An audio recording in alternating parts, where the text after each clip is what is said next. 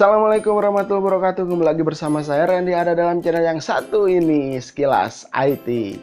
Oke teman-teman, sesuai janji saya yang kemarin, karena kemarin kita telah berkenalan dengan jenis-jenis virus yang ada di komputer, dan saya akan menepati janji untuk membahas 5 antivirus yang handal. Nah, ada kejadian unik kemarin waktu saya setelah mengupload video tentang virus siangnya. Pas malamnya saya langsung terkena virus. Tapi bukan virus komputer, virus apa ya kata. Jadi saya nggak enak badan, panas dingin gitu.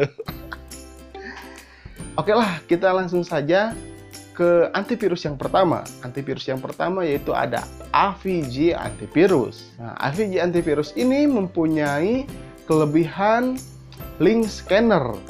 Ya, maksudnya seperti ini.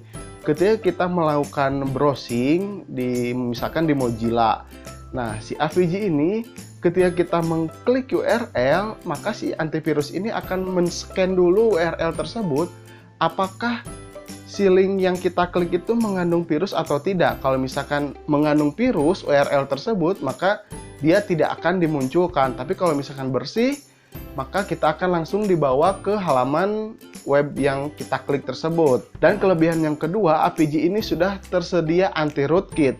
Tapi ada juga kekurangannya. Kekurangannya ini dia sangat ketergantungan sekali terhadap OS. Jadi kalau misalkan OS kita error, maka si AVG ini juga akan error. Yang paling parah lagi kekurangannya, dia tidak bisa akurat men-scan virus-virus Trojan. Nah, padahal si virus Trojan ini sangat berbahaya ya. Oke, lanjut lagi ke antivirus yang kedua. Antivirus yang kedua ada Avast. Nah, pasti teman-teman udah tahu lah. Soalnya di Indonesia, di luar negeri juga Avast sering digunakan oleh pengguna laptop atau komputer karena kinerjanya yang cukup bagus. Kelebihannya Avast dia mempunyai fitur URL block untuk situs 18+, kekerasan, anti mainstream dan lain-lain. Jadi aman lah untuk dipasang di komputer anak-anak. Kelebihan yang kedua, dia bisa disetting manual.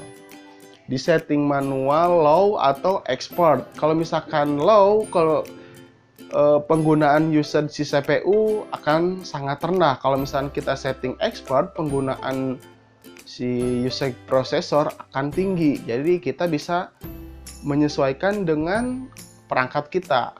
Tapi Avast juga mempunyai kekurangan, yaitu dia lambat men-scan flash disk dan tidak men-scan file dalam bentuk arsip yang mempunyai atau yang diproteksi oleh password.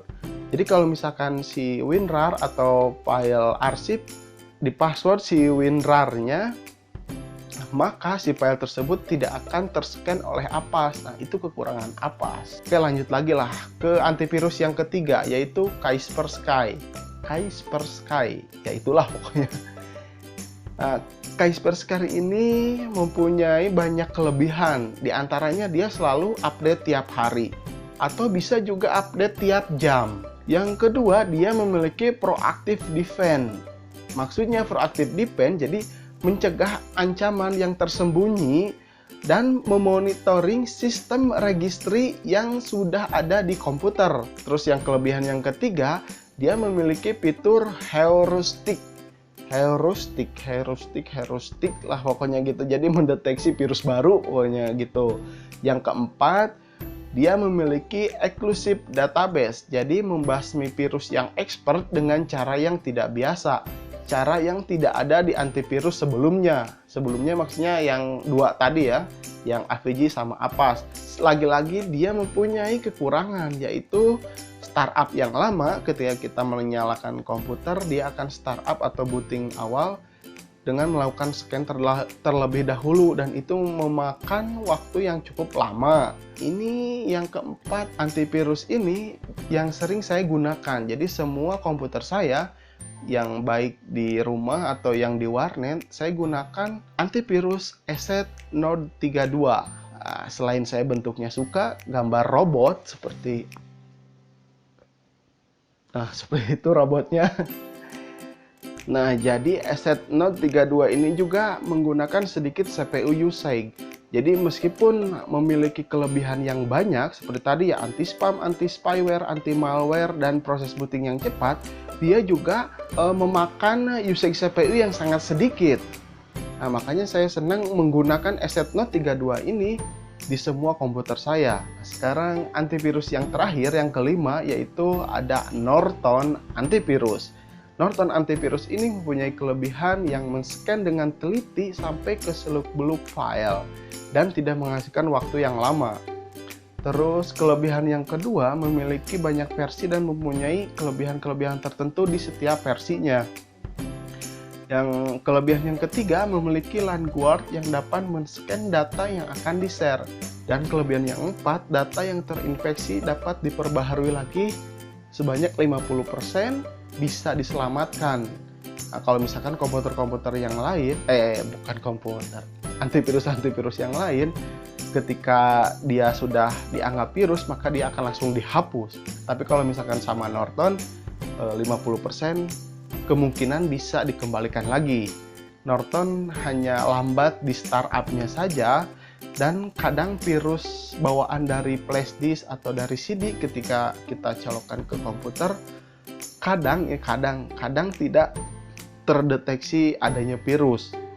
Kalau misalkan saran dari saya, teman-teman gunakanlah antivirus ESET Note 32.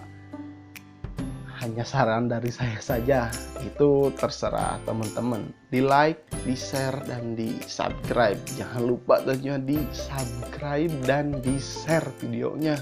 Oke, sampai di sini dulu teman-teman. Mudah-mudahan ini bisa bermanfaat untuk teman-teman dan bisa berguna bagi siapapun yang menonton video ini.